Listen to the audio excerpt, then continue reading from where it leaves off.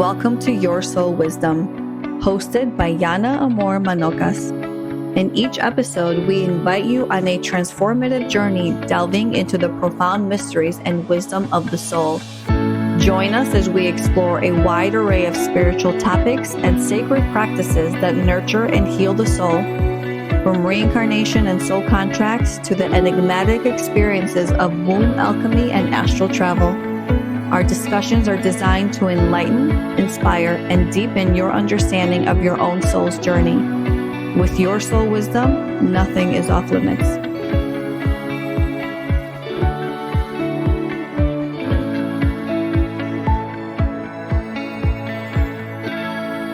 Hello, everybody, and welcome to another episode of Your Soul Wisdom.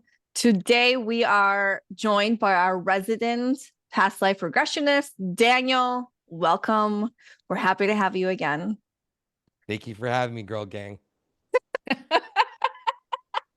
Okay, Amanda and I had a conversation a bit ago. She messaged me and she's like, we need to talk about the importance of past lives. And I'm like, well, obviously we have to have Daniel on for that. How could we not? And so we're trying to dig into what is the point of knowing about your past lives? What is the purpose?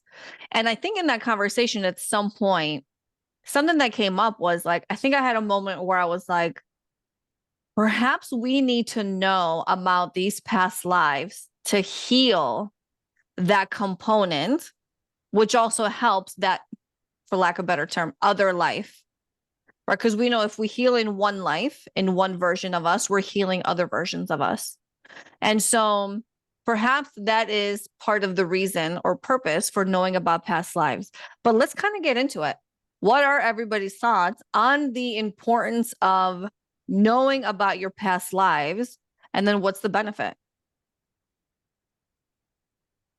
Not everybody at once, okay? I'm taking Daniel's lead on this because I was on mute. I was giving him space. Talking, Yeah, and I was on mute.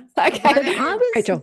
I was reading how, the concept of karma is actually our past selves, or whatever that version is of our past selves, seeding us to sort of be activated kind of by trauma to remember where we were up to in previous lives, so that we keep ratcheting up the sort of cycle, that kind of thing, and that it is these traumas from previous lives that can, remind us where we're up to. I don't know if I've expressed myself properly, but yeah. So I don't know if you've seen a pattern like that, Daniel, in your treatments. So if I'm understanding you correctly, it's that if something comes up in this life, something that's traumatic, its intention is to spark either a conscious memory or just a knowing or just something to, poof, I've experienced this before, or I need to take care of this. Call to action, again, even if you're not aware of it, this is something that needs to be addressed. Is that? Yes, that kind of thing, but it is sort of like, it's sort of your path, if you know what I mean, that you have preceded in other lifetimes, so that there's these sort of stepping stones to go through. I think that's a part of it. I don't think it's only the traumatic stuff, though. I think it's something as simple as me sitting here and having a conversation with you guys, that I feel like I've had this before with all of you in one way or another.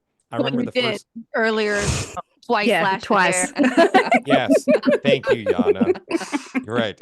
In this linear time space, I've done this with you guys twice before. But even I remember in the first conversation I had with you guys as a group, when I was talking with Amanda, I had this feeling specifically of, we have done this before. It did not look the same, but it almost felt warlike, but like we were on the same side, and we were talking about strategy and the way that we saw something. Like we both had our beliefs, and we had like a mutual respect between both of us.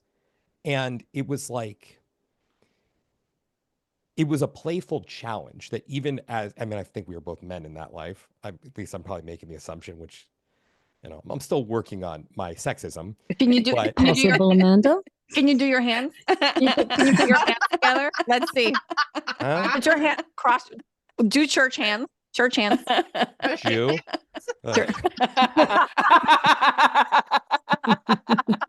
We still have digital dexterity, Okay. mate. Okay, wait, hold on. No. Okay, which thumb is on top? Your left or your right? My left. Ooh. Okay, Right. now reverse it. Reverse it so your right is on top, and that doesn't feel right, right? It feels off.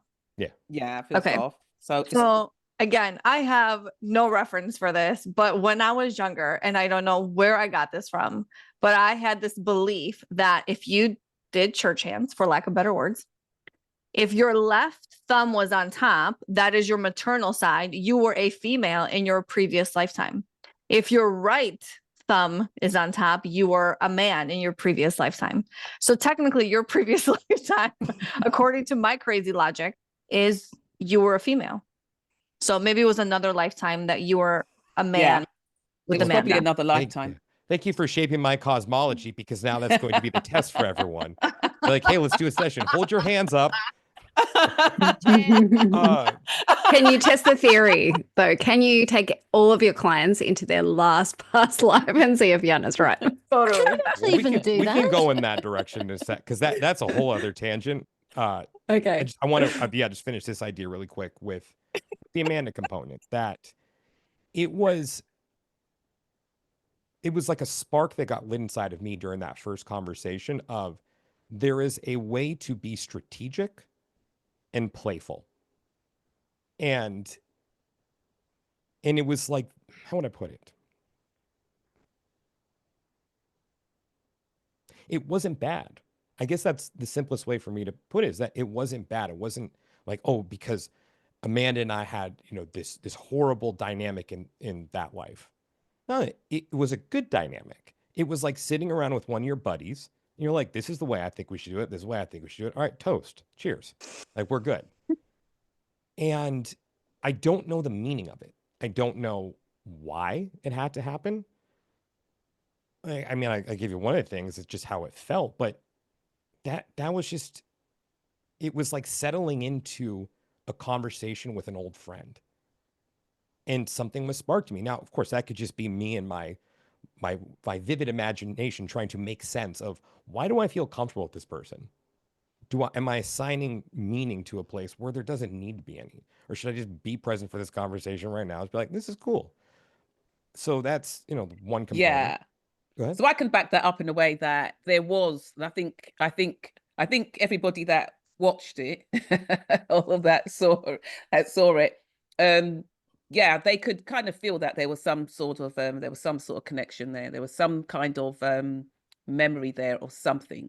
Something is almost as if, you could sort of see in like like what they call it, like the ethers, something forming that had obviously existed. So there is something that existed there before. Yeah, it was very nice. We all saw you fall in love with Amanda the first time. Like, there's 6 of us here, but there was only 2 of you in that moment. In the room, yeah. Exactly. Totally. Keep talking dirty to me about these beings that are trying to control us all. I can remember when we first all got online with Daniel. Do you remember that the energy was so high? Like, we were all like almost shrill. Before we started the podcast, we were all so overexcited, but that was the first time we were kind of meeting you. Like, it was odd. You're right. And it was a very unusual feeling. Well, it's probably because, he keeps calling us a girl gang, right? And she was a Which we woman in adore. his previous lifetime. So we were probably all a gang together, right? That comforting. I said last time, honorary part of the girl gang. Yeah.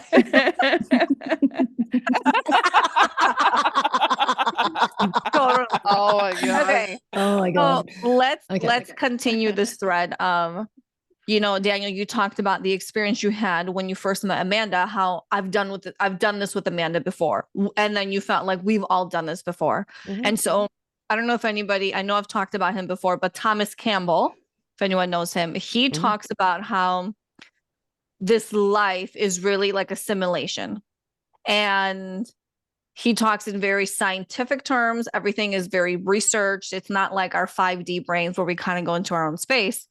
But he talks about how all these lives are happening at the same time, and they're all leading to this one moment. Like, all the other lives that us 6 individually have led us to this moment right now. And it's like one sequence is leading into the other that brings everything together, whatever the purpose is. He also says that the ultimate goal of life is to come, or all the lives, is to come into a place of full love.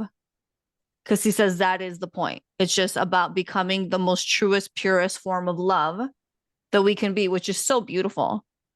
But when you mentioned, Daniel, that the conversation you were having with Amanda in this other reality was it was like that warlike, strategic kind of planning session or meeting. Mm-hmm. It's very similar to where we're at now, just different context. There is this spiritual war that's happening. There is this 3D versus 5D. There is this stay in your lane, don't grow, don't expand, don't open your eyes. And all these conversations we're having is about us wanting to expand, wanting to grow, wanting to surpass where we're at now, right? Let's really get to the bottom of the truth of what's happening. And while that's not necessarily being at war, there is that element of, I don't want to say us versus that, maybe light versus dark, whatever. Underlying conflict. Well, Right. Well, the element of war comes in because if you're been blocked or misled or lied to, then the element of war comes in because in a way you're fighting for your life and you're also fighting for the life of your loved ones, because that's what it's about. So yeah, the element of war comes in. You know, sometimes we're afraid of that because we want to be in a place of, like, you know, love and light and lollipops and sunshine. But we're just not there at the moment. We're just not there, and that's what we're all working towards. And we do all this kind of work, say like the word I do, say like Lightbody and all that kind of stuff, even Divine Healing Master Key or whatever else, what healing modality you do. You do all this work because what you're really working towards is not about healing. Everybody's going to heal in their own way or their own right, but it's towards that person becoming sovereign and being able to become empowered with power on purpose. And when that is being deliberately withheld from you, then for me, then yeah, I'm at war. We're at war. Hey, Everyone's at war. the war thing, like, I'm not really that sure on where you guys are coming from with the 3D versus 5D thing. Because kind of from my perspective, there's unending amount of support and information for 5D stuff for me. Like, I could spend all day endlessly and effortlessly reading lots of information that's easily available to me. So I don't know where the war-y kind of thing is coming in. And I also forgot what my point was going to be. Oh my God, I've just got drifted off. I'll just answer just that little one, and then maybe the point will come back to you. In the sense I remembered it, but whatever. Yep.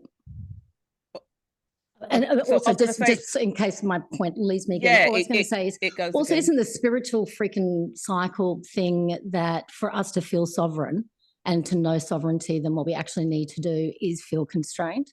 Do you know what I mean? Isn't that actually the spiritual path or the spiritual cycle? Lord God, what have I told you about duality and that madness and that having to feel the opposite to be in the opposite? Amanda, you're the only person I know that has ever like called it quits on duality. Do you know what I mean? Like, I don't know how you've done it, and I do believe that you've done it, but I don't know if that's available to me at the moment as a concept even. So, but, yeah. Look, there's a way of dumbing down the frequency. Yeah. There's a way of keeping us enslaved. And by keeping us enslaved, it means that we stay within the reincarnation cycle.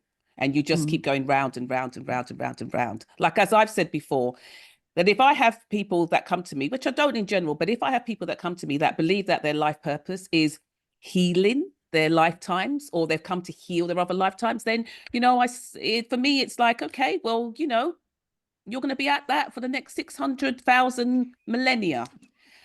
Because for me, there's never going to be a time where you're going to heal it all. There is never going to be a moment. In each second, each minute, each moment, you are creating what we would call karma. So while you're in 2025, clearing up the karma for 1675, you're going to come back in 3040 to probably heal one little iota of karma that you created in this life in 2025, and that's how it's going to be, and that's how it's going to go. And it's beautiful like that. That's the way they like it. Humans used to live, and if you think about it, humans used to live for 300 to 400 years, went down to 200. Now we can barely get past 80.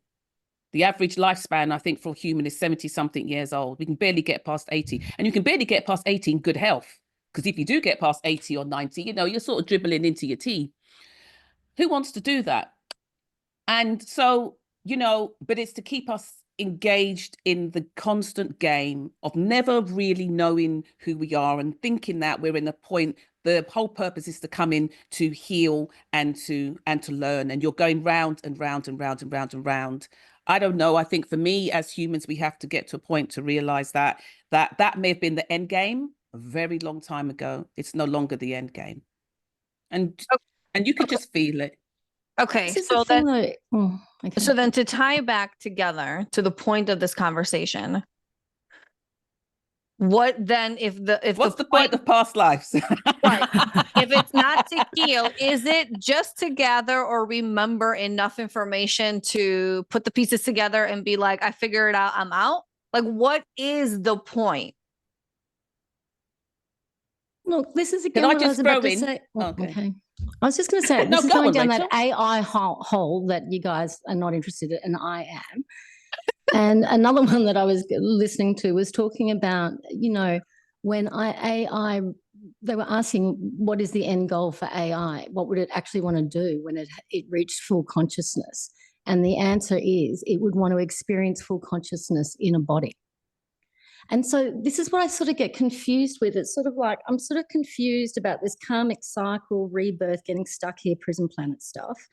And also the sort of concept that I may be a soul that comes here for sort of various vacations on Earth to have different kind of experiences. And like this time it's my tropical holiday, and next time it might be my skiing holiday.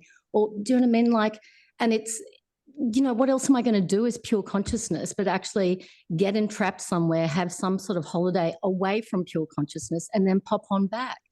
But do you know what I mean? Like I just get, anyway. Just, Okay, so okay. imagine if you're, hold on. Imagine if you're on a holiday. Yeah. And you can't escape the holiday. Eventually, you're going to be like, I'm so sick and tired of this. I no longer want to vacation. I want to go back to my home. I want to go back to I want to go back. Well, Yeah. Amanda's just said we only have to do it for 80 years and then we are freaking back. No, but it's lifetime after lifetime after lifetime after lifetime. No, Right. So and again, there are people who have this experience like you. You're like, I'm just having this experience. I don't care. I'm enjoying it. Life is great. And then I'm going to have another experience, another one after that. Then there are people, and we know this through our work, who come in and they're like, I just have the strongest feeling and need to never, ever do this life cycle again. I'm done. That has to stem from somewhere. That is real for people. It's real. So what does that all mean? But also the one thing, yeah, sure. No, I'm just going to throw in on the back of that, like the numerology. Okay. You see the number 8s. Okay. What I find usually when I come across people that have 8s, whether it be karmic 8s or whatever kind of 8s, they've put that number in there for a reason. And because it is the strongest binding energy, they've put it in there for a reason, because they're usually, like we know, they're usually people that come and go. They either find it very hard to be here and very hard to stay in the body. So when I see those 8s, what those 8s tells me is that they've put something, they've put a kind of energy or frequency in their name that binds them to this earth plane for as long as possible.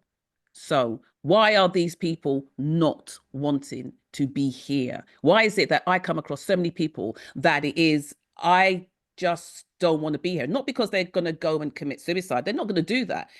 But they are so if this was a holiday, then it means they probably ended up, I won't say, they've probably ended up, you know, at like, you know, somewhere Bog the manky. Regis. Yeah. Yeah, somewhere manky. Like, like Daniel said the last time, what was it? You know, that place doesn't even exist. I went looking for that place, doesn't exist. It's a bird. Kookaburra. Yeah. Kookaburra. The real shithole, right? So what I was you know, this Oh. is like no mic drop moment, but what just keeps coming to me is that we are all here for different things, though. We are not all warriors. You know, some of us are here for love. You know, like we're all different. So it's not in everyone's consciousness, and who's to say what the ultimate truth is. So it's all about having the conversation and sparking whatever we're meant to remember in each of us, because it's a collective effort. Yeah. Mic drop. Boom. So I love that. I'm right there with Lauren. I think it's and that was a hard truth that I think I had to come to. Again, it's not a truth, maybe it's just my own perception. Because I think once I started to get involved in all this, even before I became a practitioner, it was like, wake everyone up, gotta wake everyone up. Everyone has to see the way that things are. Because if they don't, then blah, blah, blah, blah, blah, blah, blah, blah. Like, this is the shit that I would tell myself. And it kept me in such a state of anxiety. Yeah. And just, walking around the grocery store. Why don't they see? Why don't they see? It's like I was tweaking out, and I've never done any hard drugs before. And when I then took that step back and I started to see it through the lens of, okay, what am I here to do? What's going to bring me fulfillment? And how can I help people in the best way that I'm suited to? And I think that was past life regression and helping people experience time in a different way. Because I think it kind of even goes between what Tom Campbell says, and we could even go as far to the Prison Planet, where it's just about helping people experience a part of themselves that's bigger than what they've been led to believe, whether that's through malicious intent or just pure ignorance. Whatever it may be, I have this tool to help people come to that understanding of themselves, which, as I've told you guys before, I'm not even fully convinced that it's real what everyone's experiencing, but I don't really care, because as long as they walk away with it in a more fulfilled sense of purpose and being just a better human being, then I'm okay with that, because I'm not going to be the guy who says, this is totally real what you're saying. Now, another component to it is, I mean, Amanda, you mentioned a couple things that really Did I? got me thinking. It's something I never thought about before. One, I think it's entirely possible that people lived a couple hundred years in the past, that was their lifespan. I think it's entirely possible. Then I was sitting there thinking, like, wait, I think that goes back to like biblical times. I wonder how they would do the conversion for years now when it comes to the Gregorian calendar, because I don't think it existed back then. So maybe it was 60 years or 80 years, but they just said, oh, 300 years. But yeah, I Like think cat it's ears and yeah, dog exactly. ears. Because it's like, where does that convert? Exactly like that. Because it's like, we have a calendar that works this way. So it's like, then, the ancient ones who are like, oh, we write the Bible or we write the Torah, like, oh, this what conversion is. I don't know Wow. why they're speaking in broken English But here's either. the thing too. No, because we can go back to the Mayan Wait. calendar, and we also have the Sumerian calendar. We go back to the Mayan calendar. So originally, how the years were changed was that there was originally 13 months.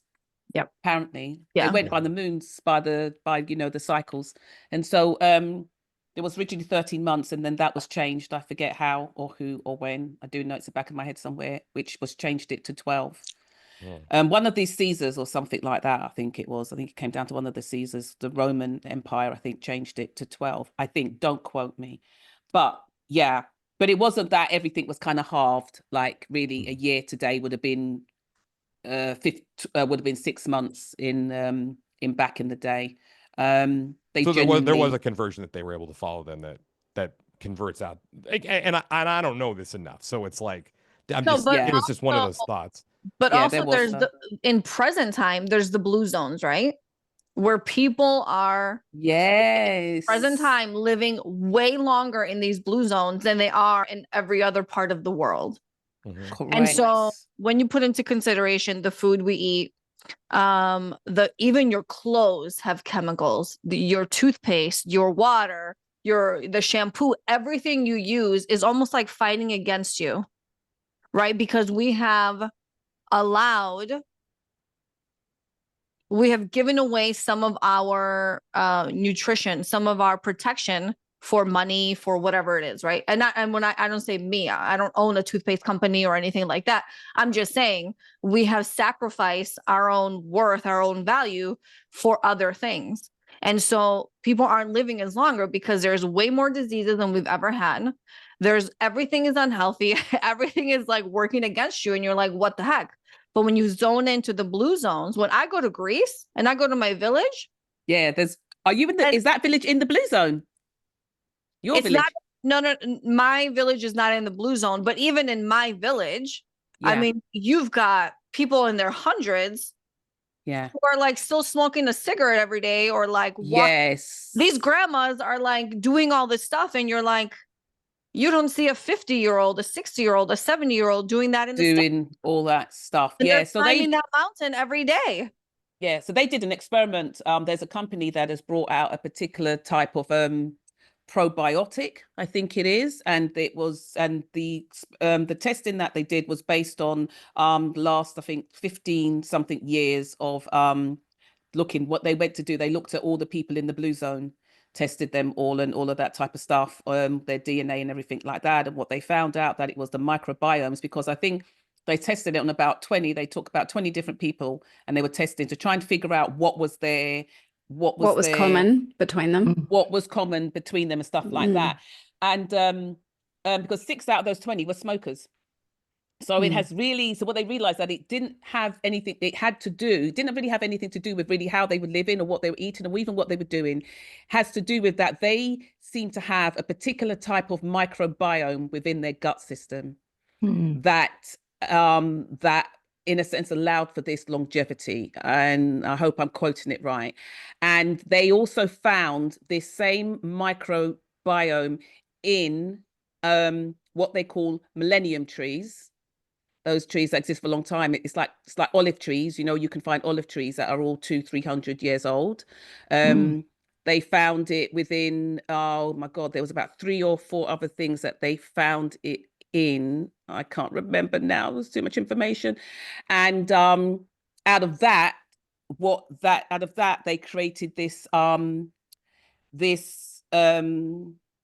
probiotic, this set of probiotics that people can now take in order to increase longevity. But I suppose what it does is that it lengthens the telomeres, because that's what it really comes down to. Aging comes down to the telomeres, so it lengthens that. But and not only are they over 100, they're all these centennials. They are robust, they're strong, like what you're saying. They are literally living life. So they're not old and dead. They're old and very much alive. You know, so it's quite phenomenal. I'm interested in that product. Yeah, I'd be interested to read about that. I just had another flashback right now to that wartime life, and I'm like, oh shit, here goes Amanda again talking about indoor plumbing. And we're talking about how to take out the enemy. So how is that indoor plumbing? How is this related to past lives? Talking about I was like, hold on, we need to go back to Yana said it. The blue zones is fascinating. Okay, did someone else in the room saying, "Hey, oh, let's talk do you know about, what that about was to do the with? growing season?" No, and then the man's like, "No, let's talk about indoor plumbing." And that was to do with the fact that the calendar. We were talking about the calendar. Did we live to 200 years old? But believe it or not, we did. And hey, I'm turning 39 in a month and a half. Let's talk about that. Well, it's a 12-year for effectively, you're 15. Oh God, that one I just crashed and burned there with that. I was like, okay, well, yeah, we talk calendars. Okay. So I love you guys. Technically, by European standard, you are 40. You're not 39. Because that first year of life, where we call it 0, you turn 1. You're not actually turning 1, you're turning 2, because you've lived that first year of life. So if you go to Europe, you're a year older. So might as well just enjoy your 40 year. Technically, in California, Yana, you're a pain in the ass. That's why I don't live there. That's all right. Well, technicalities aside. Yana comes from the blue zone, so she's good. That's right. I don't understand. Everyone, okay, we need to get back to the topic. You guys are so much fun. Go ahead. There's no other group I could come into and say that. Thank you, guys. Thank you for fostering that environment where I can be a dick. We love But of course, in the sausages. nicest way possible. Exactly. The ones from Yeah, IKEA. you get a sausage. Uh, So you brought up something else that was really interesting. You talked about how it was like in 2025. I can't remember exactly what you said. 2025, something happens karmically here, and then you go to like 2034 or 3044 to rectify that. And it's like, what about, because you also brought up like 1675. It's like, what if for the 2025 you're going back to 432 to Yeah. work out that karma, and even Yeah. to bring Tom Campbell into the mix? And this is like where I don't even know about the totality of all, because Tom Campbell, I believe he had this, it was like, it's been years since I've read My Big Toe, so you'll help me out with this one if need be. Yeah. Where I think he talked about like that memory that exists Mhm. almost as, and also I'm not exactly down with simulation theory. I think it's just the closest thing that we can Agreed. use to explain it right now. Yeah.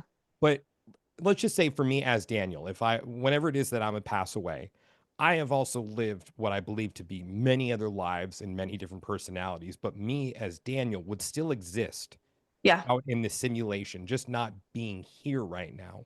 And so much to the point where I've also wondered, if you go to a medium and that medium connects with someone who passed away, say 30 years ago, does that mean that that person hasn't reincarnated yet?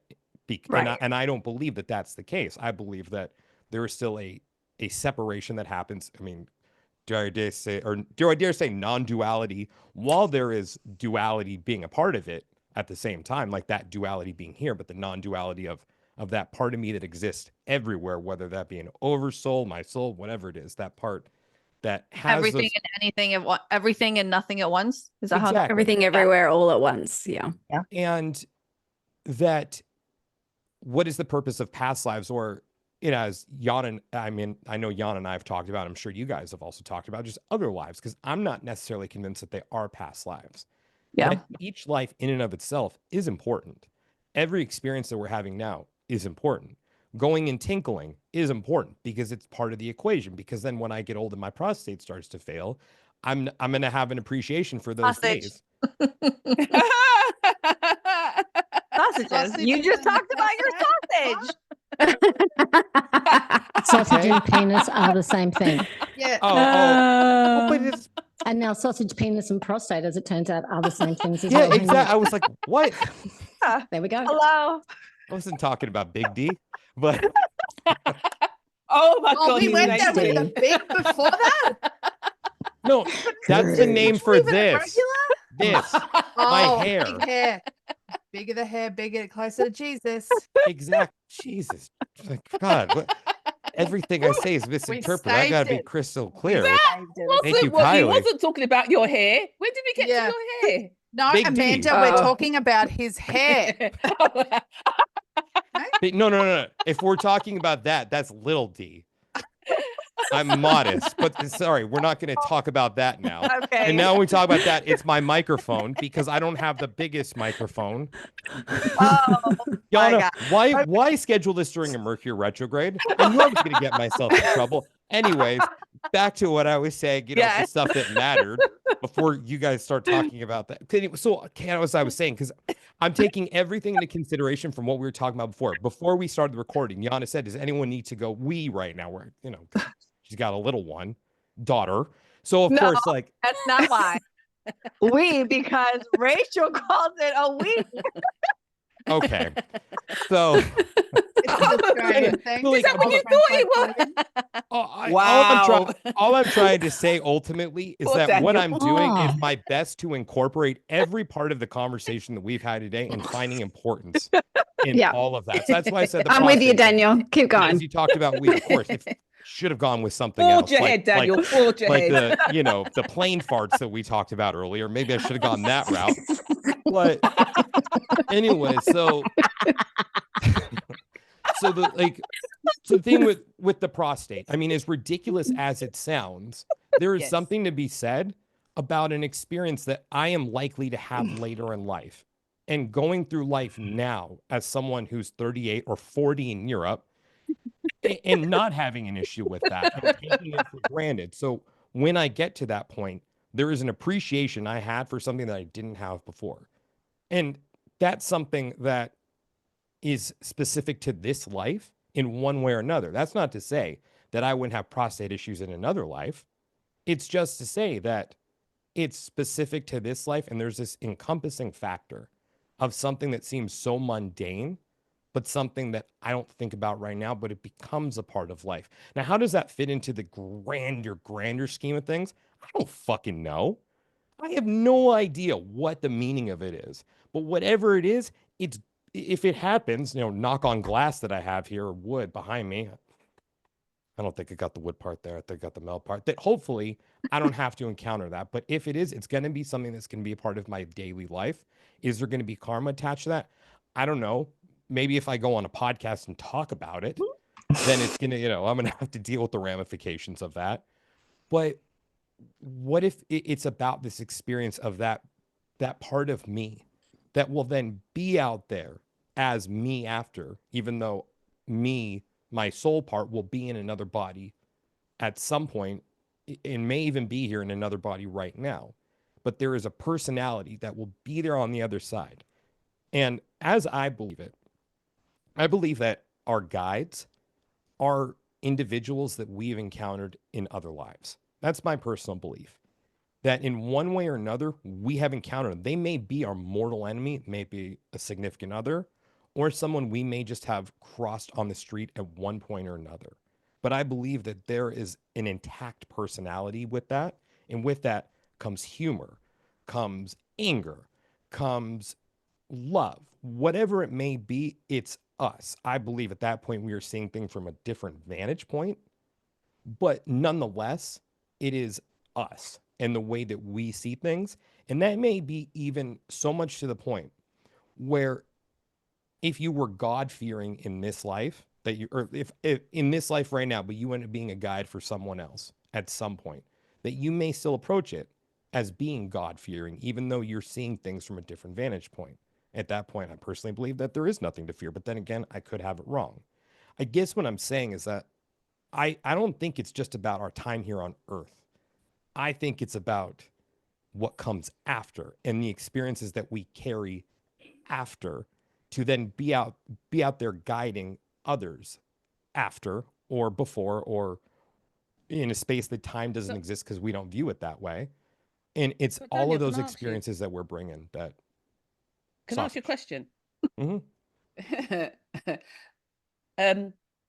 So beautiful. I like that.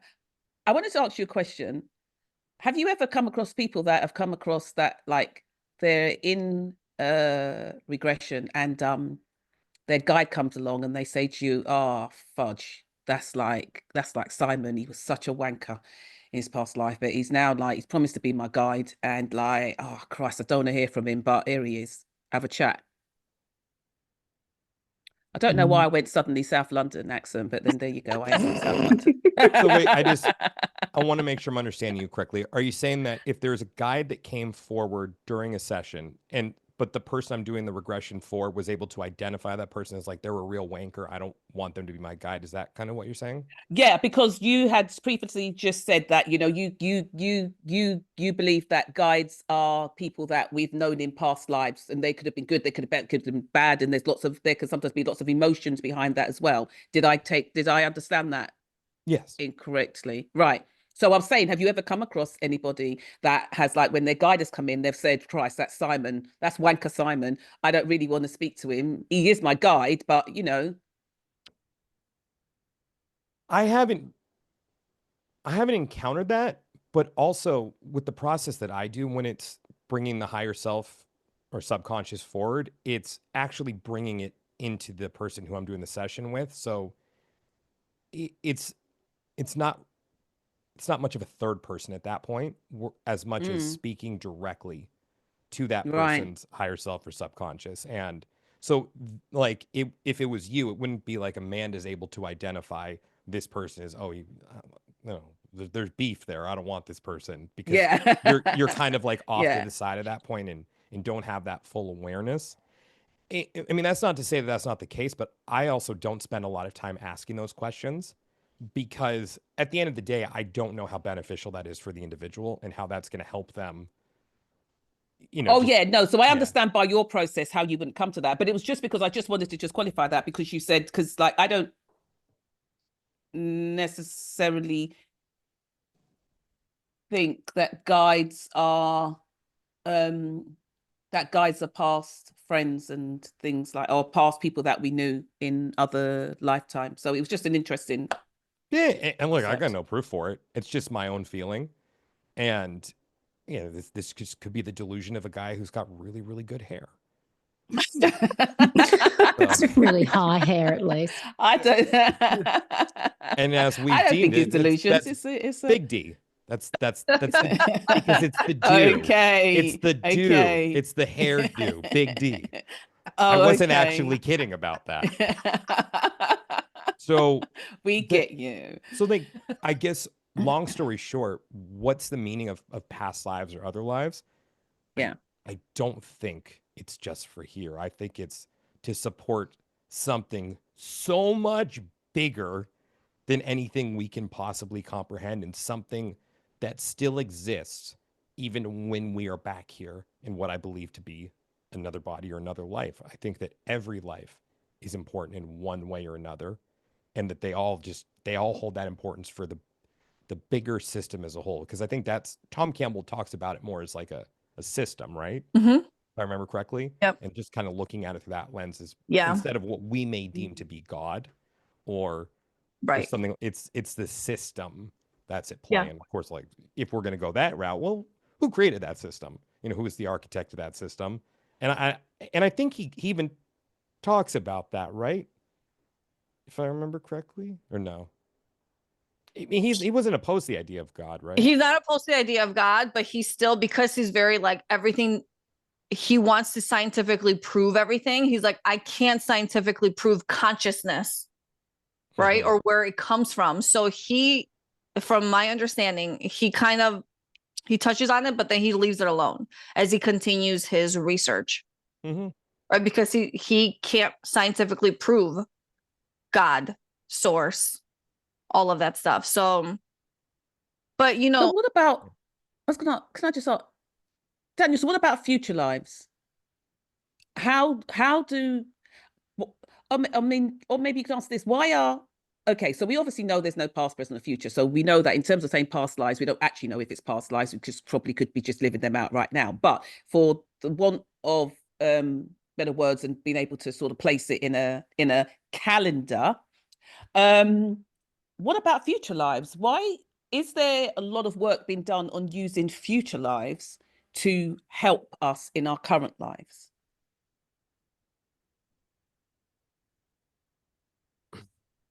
If not, why not?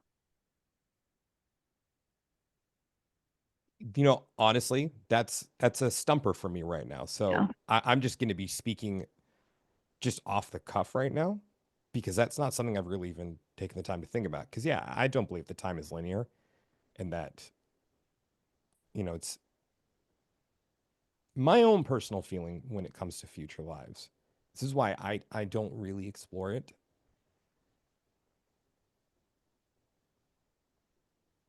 And there's nothing wrong with people who do. But the way that I see it, it takes away from the here and now. Because even though I don't believe that time is linear, I do believe that we perceive it as linear.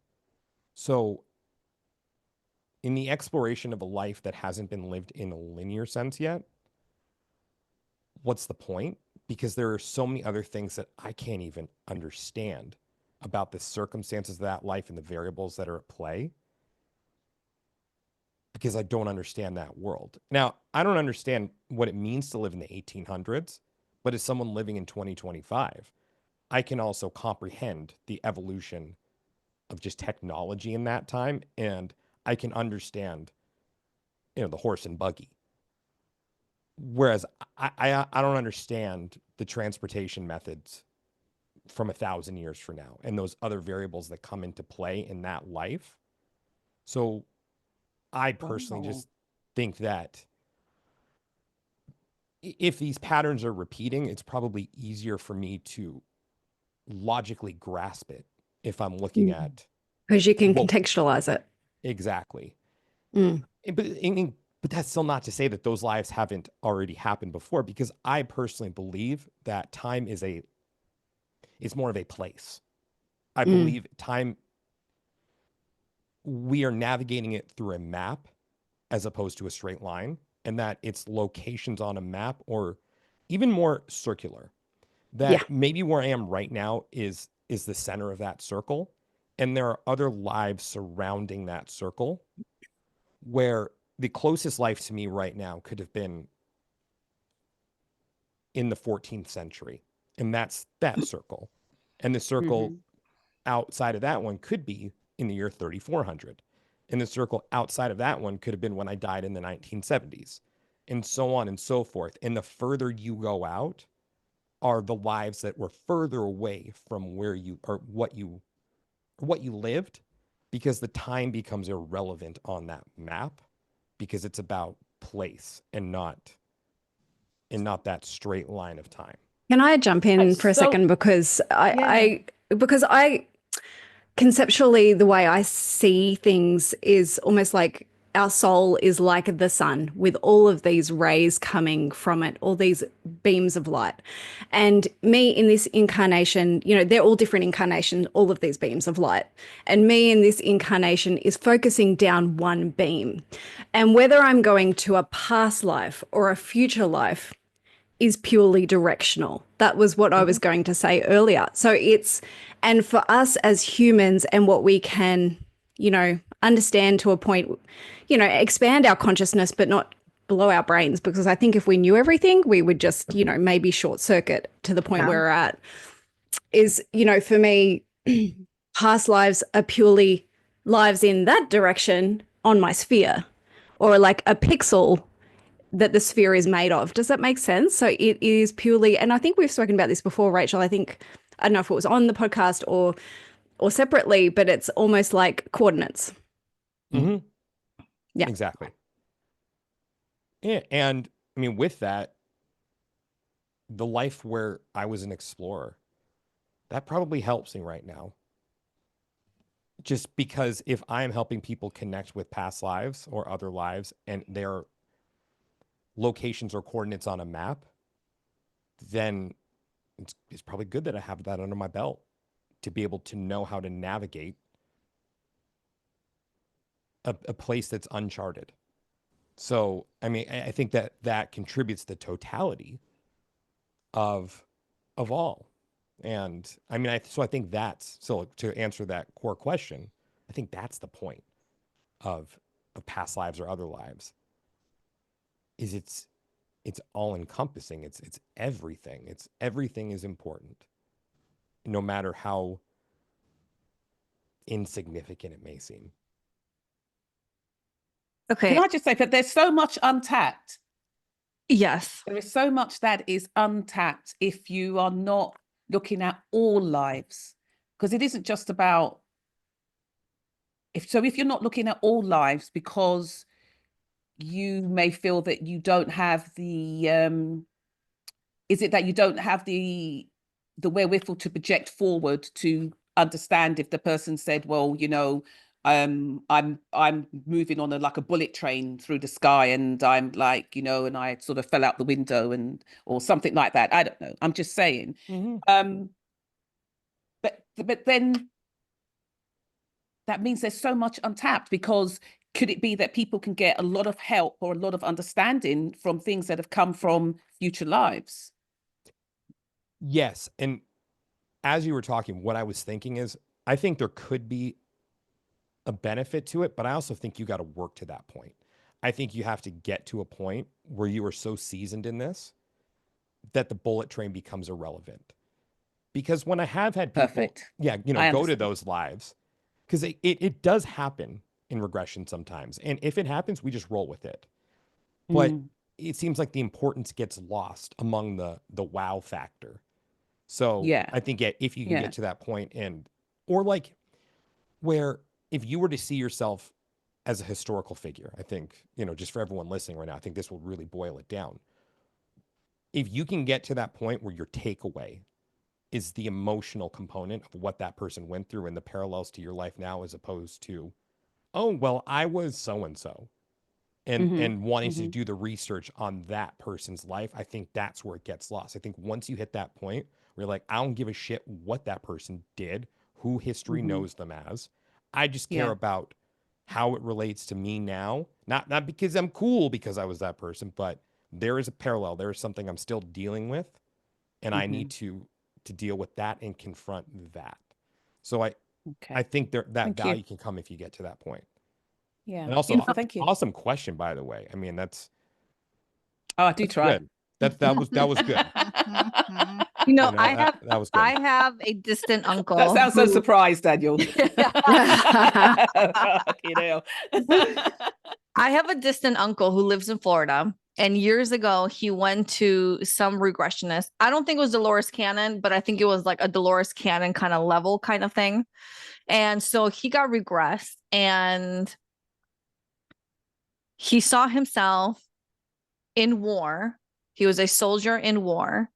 And then the next scene he saw was his grave. And on the grave, he was able to see the name, like his name as that in that life, and like the year, lived from, whatever year to whatever year he died.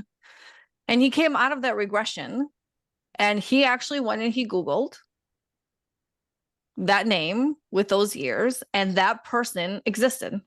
Mhm. Wow. That person it actually happened, which is beyond wild. Okay. And then what I experienced today for my daughter, she's 3.5.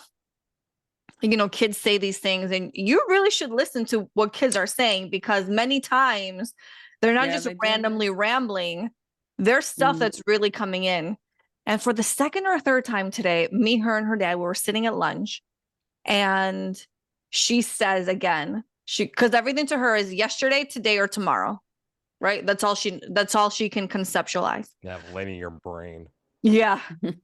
So she goes, Baba, which is dad in Greek. She's like, Baba, remember yesterday when you were a little boy and I was big and I was taking care of you?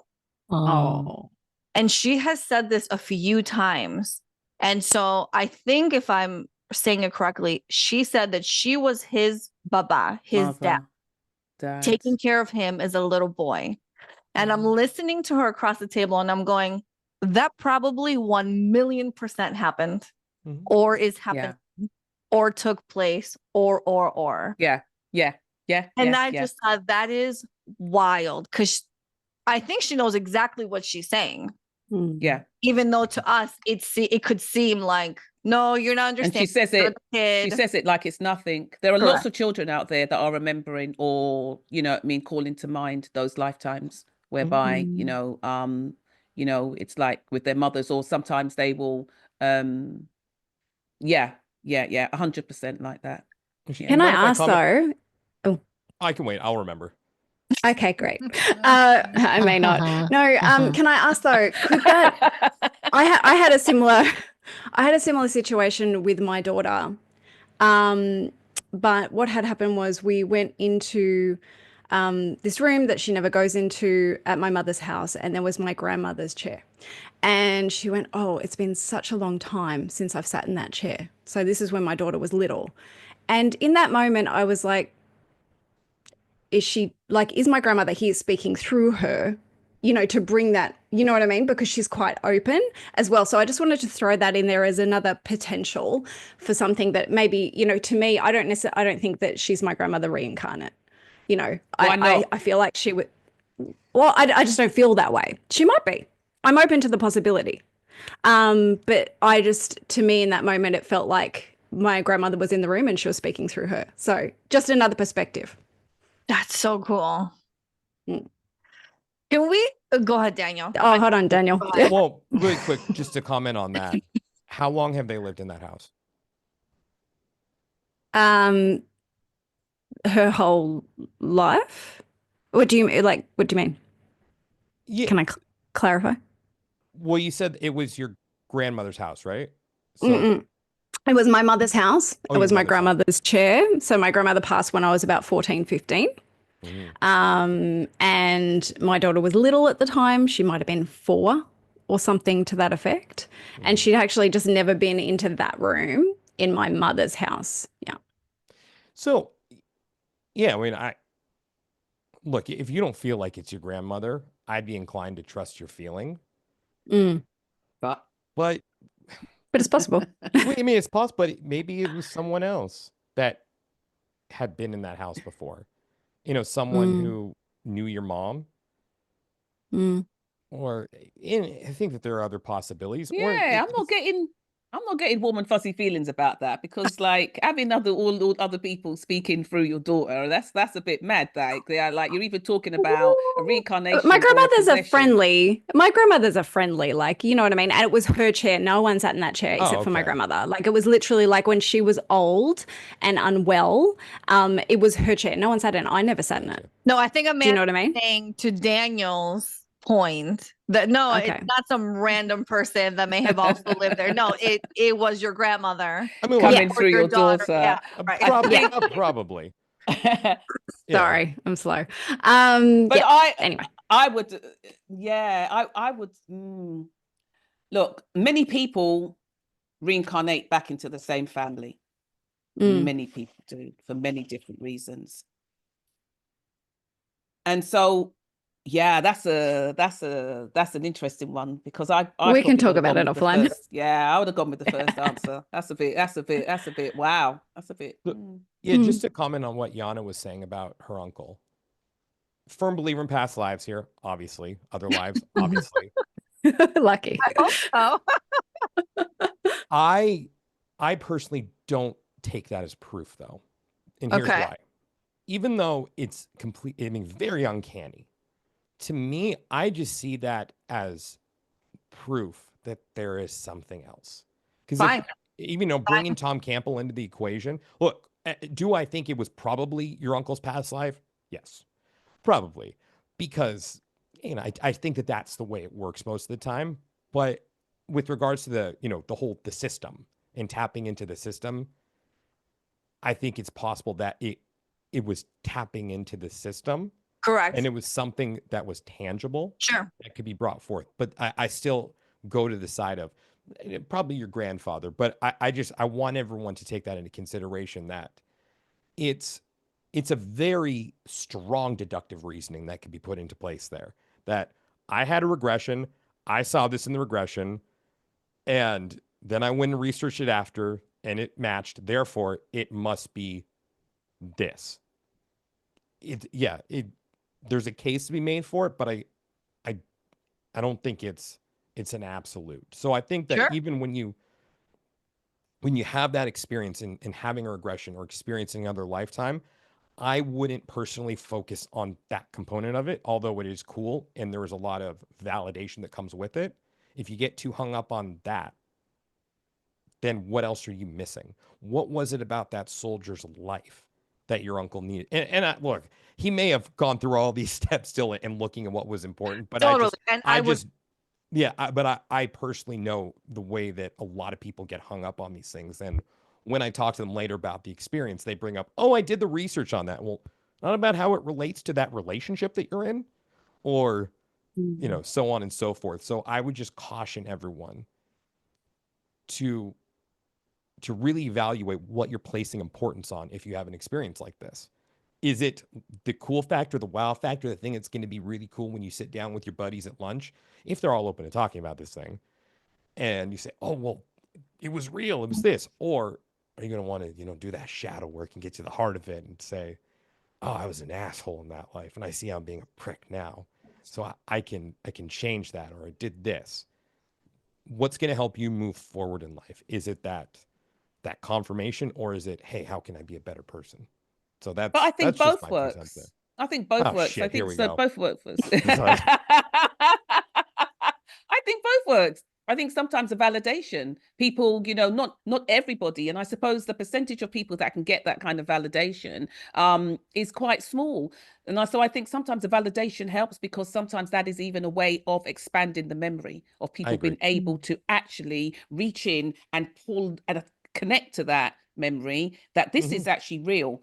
But I'll tell you what I find quite funny, that for something, a practice or a protocol that is so, that for most people would say is quite woo-woo, you know, is quite off the charts, regressing into past lives, because do past lives even exist?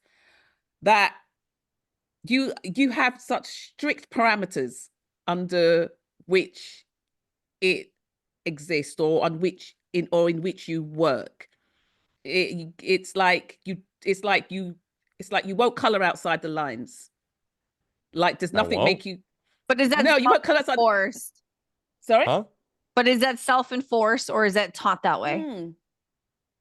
Yeah. Well, I'm wondering. I'm asking. Are there never times where you just go, "Wow, woo, that's like Oh no, wild"? there are definitely those times. Definitely. And I definitely want to address that. There was one other thing you said there, and I'm really glad you brought it up about the importance of both. I think that if that's your introduction to it and that's what gets you on board and your focus is there, that's awesome. Like, I'm not here to tell you which is right or wrong. My job as a practitioner is just to say, here's the information. Here's what I think is important and valuable. But it's you at the end of the day. You are your own authority. You ultimately have the choice what you decide to do with this information afterwards. Because ultimately, at the end of the day, if this is about healing, you are the one who's responsible for your healing. But it really, I know you're still going, but it's just not to get stuck in it, right? Because that's the whole thing of, like, you know, like Amanda talks about, you can get stuck in a healing cycle. It's like, don't get stuck in all the cool details. Like, what are you actually going to do with it? So it's like it's like the anchor, like it gets you to where you need to be to then go exploring, right? Exactly. Because I think that's what's been lost in a lot of this. You know, right now, I'm coming up on a decade as a practitioner. I was certified in 2016. And as time has gone on, I've seen, one, I love how much more mainstream it's becoming. I think it's great. But what I've also seen is that I think the healing is getting lost. I think it is becoming more of a novelty. And it is just about, you know, dare I say, your street cred with something like that, you know, the story that you can bring forward. And I think that's where the healing gets lost. So that's what I think I was ultimately saying is, where's the healing component in? But just, you know, really to reinforce what Amanda was saying, I think for some people, the most important thing is just to get that validation that, oh, I was able to confirm something I saw in this regression. And that's great. That is awesome. If that helps you reinforce a belief in something more, I think that that's very important. I personally, as a practitioner, I am focused on the healing component. And I don't see how the ultimate healing comes from that. But like I said, if that's your takeaway, I support that, because who the hell am I to tell you that you're wrong by focusing on that? I think that there are other things that are more important, but I'm not you. And that's like any healer or any practitioner that comes in telling you that you're wrong. That ain't right. It isn't right. Yeah, but it's about the pathways to healing. I mean, like, I can understand that, and I totally understand not getting stuck on the stardom of, you know, I was like, you know, Queen Mary of Scots. But I think sometimes, like what I was saying, that it's the pathways to it. You know, you can have people that come into a session of, say, past life regression, and they don't actually believe it. That they're coming to get healing because somebody said to them, you know, or whatever, that they know that I can get healing through this. And so sometimes just having that validation is what can actually make them do the healing or actually walk the path of healing, because this is real. It's unrefutable. This is real. So I know I've got to do the work. So there's many different pathways to healing. But I think I think it's phenomenal what you do, though. Well, thank you. Yeah, but can I just say my experience of Daniel's sessions, I haven't thought that there was healing work to be done after them. You know, the way that Daniel conducts his sessions, I really think all the healing does happen in the actual session. And I think there's a bit of integration. Do you know what I mean? Like, I know I need to do some exercise, and I often want to talk about the session with the girls and all that kind of stuff so that, you know, it becomes real to me, kind of thing. But I wonder, Daniel, when you're talking about that, you're thinking that the healing's getting lost, is because maybe you're not trusting the other practitioners to sort of be as thorough as you are after the actual regression with the with the way that you talk to the Hold on, I have a thought on subconscious that. mind. I have a thought on that because my experience after my session with Daniel, there was so much healing that happened, but I wasn't the one.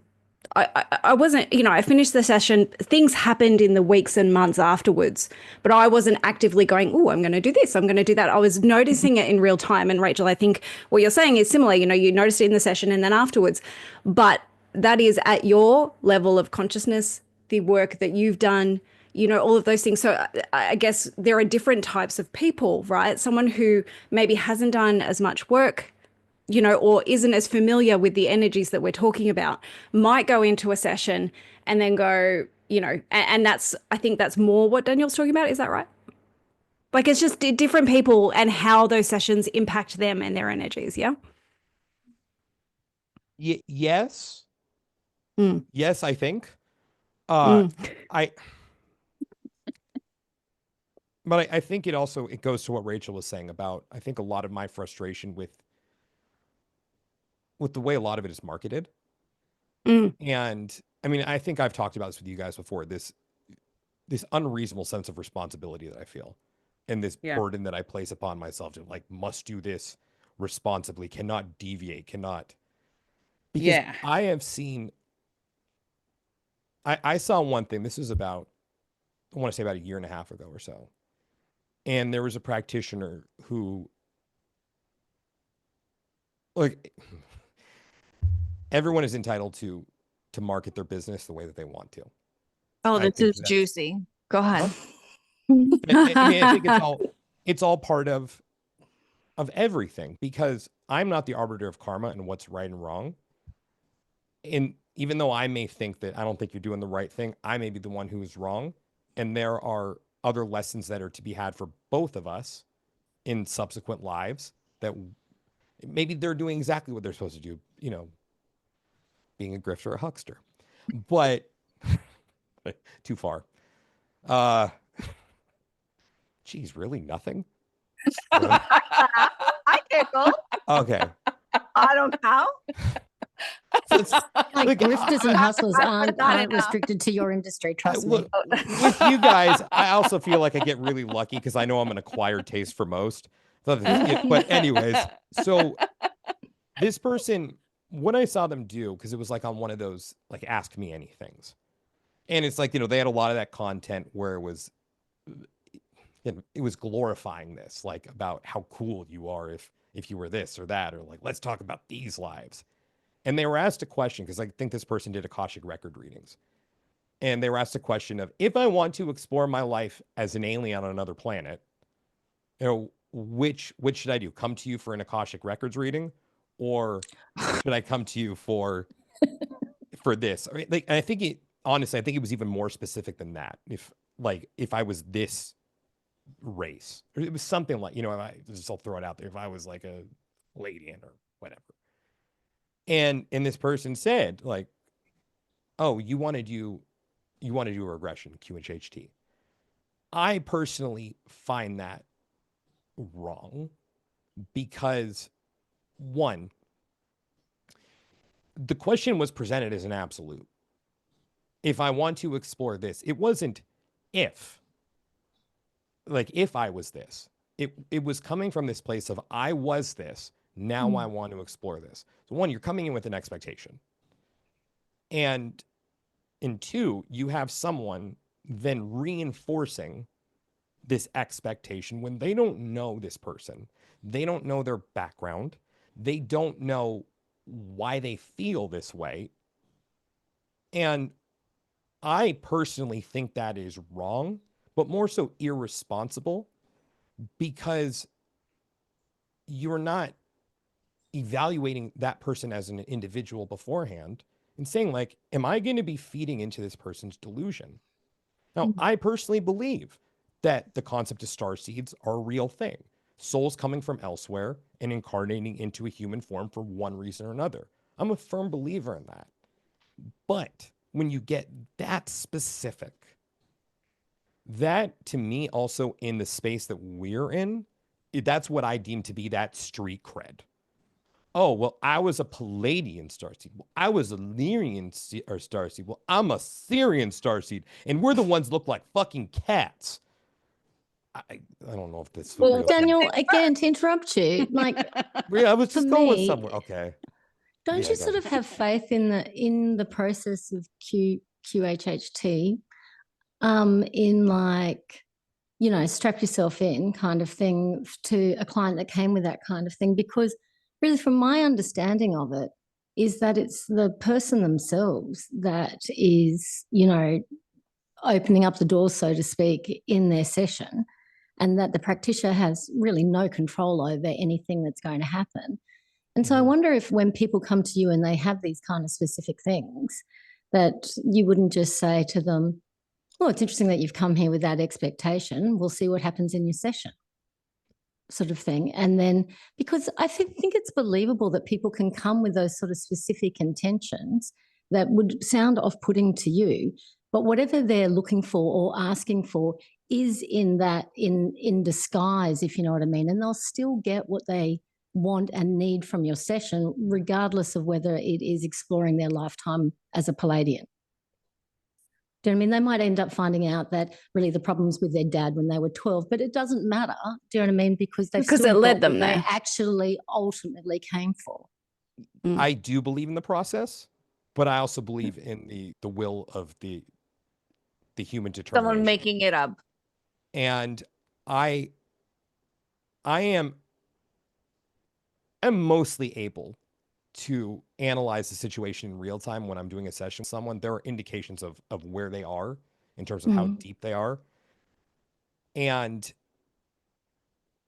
there have been people, no matter how good I am, that I just cannot get them there because they're not going to allow themselves to relinquish that control. I know, and this is the kind of thing that's coming up for me. And you know that I adore you and I think you're the most amazing practitioner and all that kind of thing.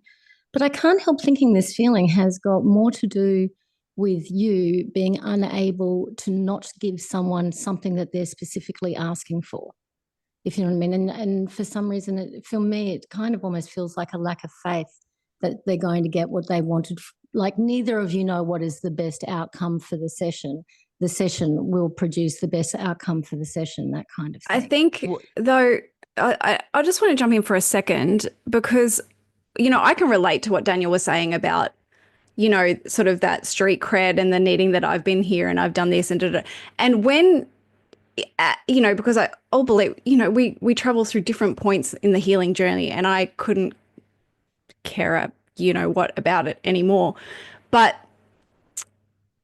you know, it's like if you are so focused on that, if your consciousness is so focused on that and you go into the session and you have this ability to really control it because you don't fully let go and surrender to the session, you know, I think that the client can then, and correct me if I'm wrong, you know, go into something that really fuels their belief where it's not necessarily true. Like for me, I know I've had experiences where I believe X, Y, and Z has happened to me, for example, but I do not know. Therefore, I am open to the possibility of this being true and this not being true, and I am open to the answer without being attached to the outcome. And then that, you know, provides, you know, plenty for me to explore, but I'm actually not attached to it. And I know because I can feel it. It feels completely different. So does that help contextualize that? Because I totally know what Daniel's talking about. I was one of those people on my journey for sure. So I would never turn anyone away. By the way, yeah, I mean, I totally align with what you're saying right now, Lauren. I would never turn anyone away that came to me even saying those things. And I would still, my due diligence, even after the fact, would be saying to them, here's what I think the takeaways were.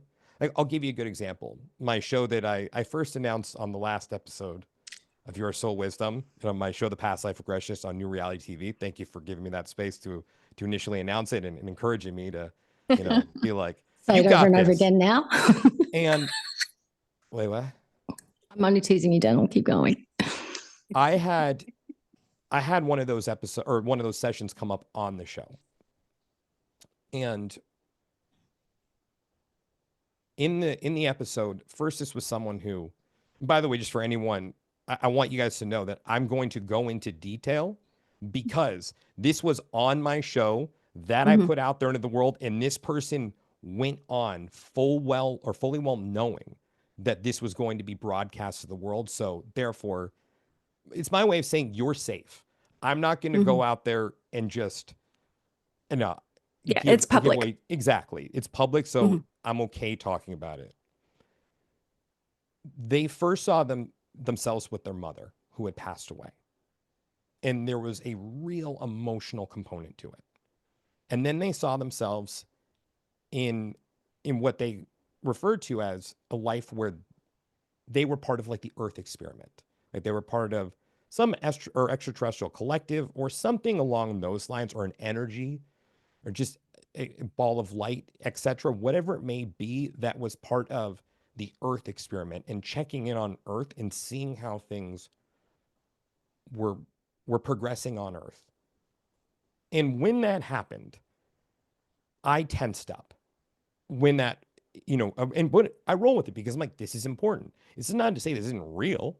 I believe that it was real. But I tensed up as a practitioner at that point. By the way, as a TV host, I was fucking loving that part because I'm like, this is the sexy thing.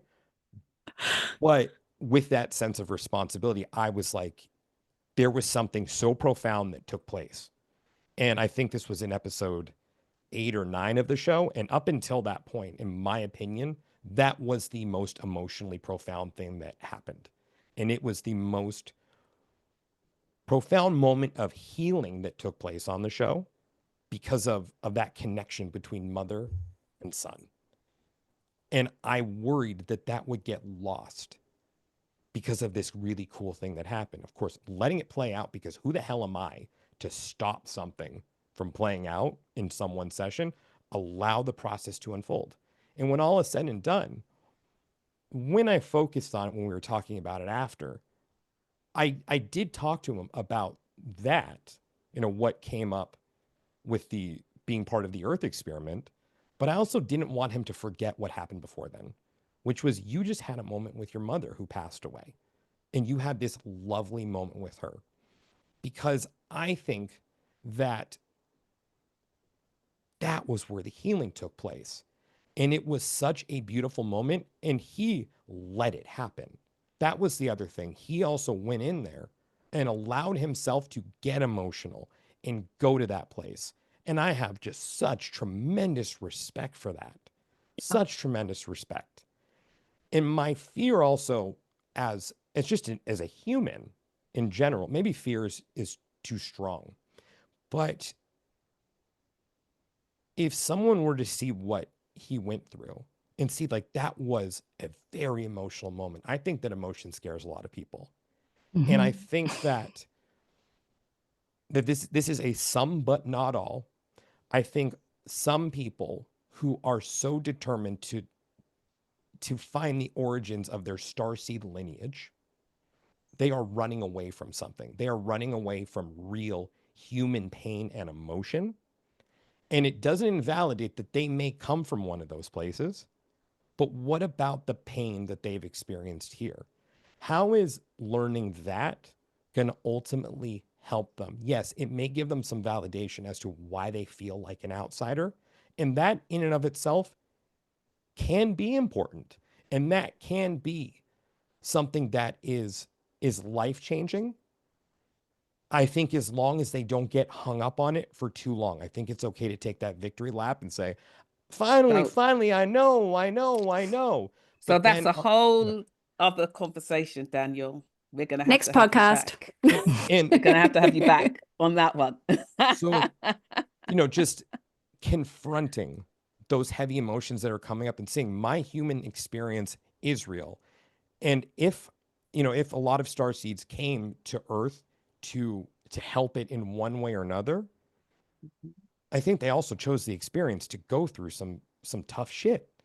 And they are here in the human form, and I think that stuff does need to be addressed. So just to also swing it back around to what I was saying initially about the way that was pitched, why I mean, with the, Oh, come on, come do a session if you want to find that.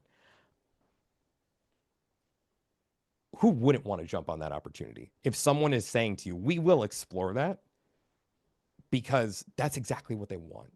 And I think the issue with the healing practice, it's not always what you want, but it's what you need. So I would never turn that person away. And even with a lot of concepts that I may find to be ridiculous and absurd in the spiritual space, when someone comes in to a session, any judgment that I may have about those concepts goes right out the door. Because I don't know. And this person's experience may be completely different from mine. So it is real. So yeah, if we want to talk that terminology, we can go there. I will say, here's why I think that may not be the best way to form this question. Like, I'll give you an example for that. There was a recent session I did where a question had to do with relationships, and a certain term that was brought about to label a certain relationship. And I said to this person, look, here's my feeling on this. I think that by phrasing it in this way, you risk losing the impact and importance of learning about the dynamic as opposed to slapping a label on it. But if you want me to ask the question this way, I will do that, because this is your question and I respect that. But here's why I think it is. But you are your own authority at the end of the day. This is your session. So I at least know that, I feel that that was the responsible thing to do, because I haven't been there with that person the entire time learning their belief system and what may have influenced that. But we can still get to the bottom of that question in what still, in my eyes, is the responsible way to go about it, which is, here is what it is without the labels and Right. whatever that label may be. You want to set their expectation. We're going to explore, but don't be so dead set on experiencing one thing. Whatever comes. Yeah. Exactly. And I would do the same thing for that starseed session. And if someone wanted to talk to me before, of course, which anyone can do, I'm happy to set up a call with anyone before a session just to talk about it. And I would say that beforehand, like, look, this is the way that I approach this as a practitioner. I will help you explore whatever it may be that comes up, but I'm not the one who's going to say to you, let's do this specifically. Like, Yeah. we can ask the questions, but if that's what you're looking for, then it's okay to go somewhere else. But here's the way that I approach the session.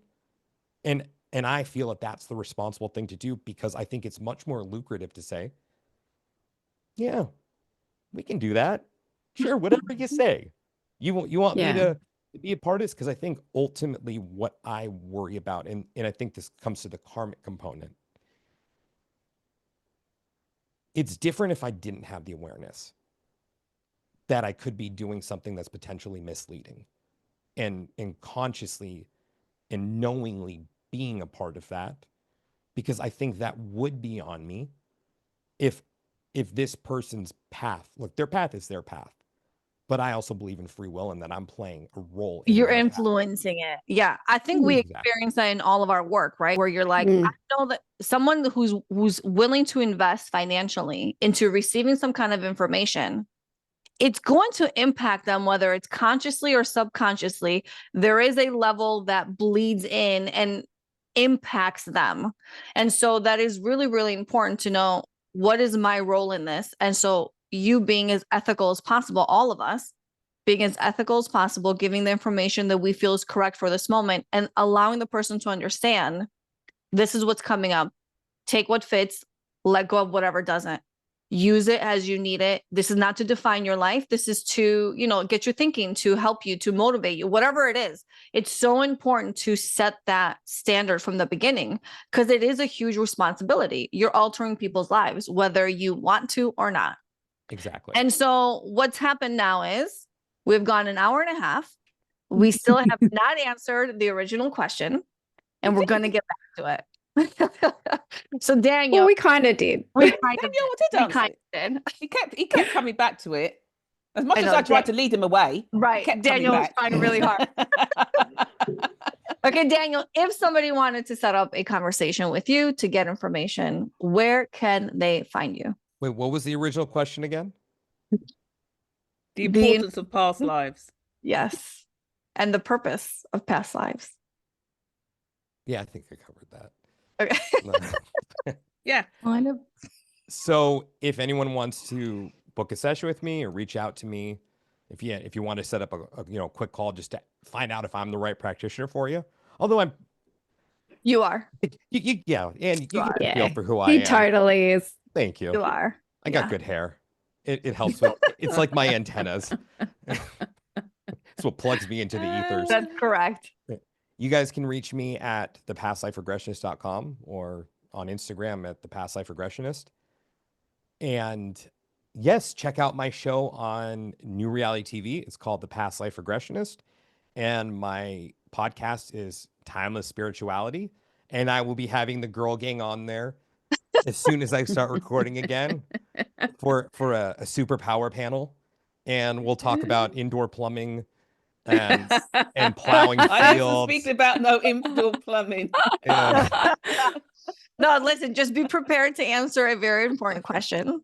To sort out your indoor plumbing, though. Oh, I'm going to have you guys on for 15 weeks straight if I ask you guys that question Correct. about the one that Yana's talking about right now. That is, we're going to leave the the suspense there. We're going to leave the suspense there. And yeah, so yes. thank you guys. Just thank you again for having me. Yana, give me a second. Stop. I know I know it's your show, but I mean, I know I've told you guys this before, but you guys just have such an amazing energy and chemistry with you guys. And the second that have you announced it yet? Your thing that's coming Go up? for it. Do it. Well, that you guys have a membership that's coming. Yeah. Up, right. And as soon as Yana told me that today, when we all hopped on the call, that was that moment when I'm like, now I need to have you guys. I mean, I wanted to have you guys on before, but now I need to have you guys on, because even if I may not see eye to eye with you guys on everything, I know at the end of the day that you aren't a bunch of blokes, and that or a bunch of wankers if we're gonna go with the over the pond talk. And you guys you have such a natural rhythm to your dynamic that it's such an inviting space that you guys provide. And thank you. I do a lot of interviews, and of course there are more that I enjoy, or so there's some that I enjoy more than others. But this being my third interview, I can tell you guys that for interviews 2 and 3, this is an interview I have looked forward to doing. Like, I'm excited. I'm like, 3 more days until the interview, 3 more days, whereas like other ones, it's like, shit, I got an interview today. But I was sitting here ready to go. I The think excitement's both ways. Thank you. Yeah. Love having you. And for everyone interested, go Always check look out forward to it. Daniel. You won't regret it. Yeah. And also go check out our collective membership. Is a monthly membership. We've talked about it before. It is community. It is healing. It is entertainment. It is everything. It is all the 5 ladies, and it is more than you could bargain for. The link for that is yoursoulwisdomshow.com. Go check it out. Thank you for do joining. you guys do live shit? Yeah. We're going to. Yeah. Okay, then you can cut this part, which I know you want, so I'm going to say it. I am happy to come in and do a group regression for your group. And no extra charge for anyone. Done. It's just I'd be happy to do that, to be part of your group. Done. Wow. Okay. You're awesome. Daniel will be coming in. Wow. If you're interested in the membership, go to yoursoulwisdomshow.com. Kylie cards. If you know cards today, we're on a time crunch. If you're interested in booking a reading, a healing, a guided meditation session, a Lightbody activation, you want to say hello to Rachel, a reminder, no cards today. You want to book a past life regression with Daniel, head on over to, again, yoursoulwisdomshow.com. We thank you. We appreciate you for allowing us to create this beautiful space. And we hope you have a beautiful, blessed day. Bye, everybody. Thank you, guys. Bye. Bye. Bye. Bye, everybody.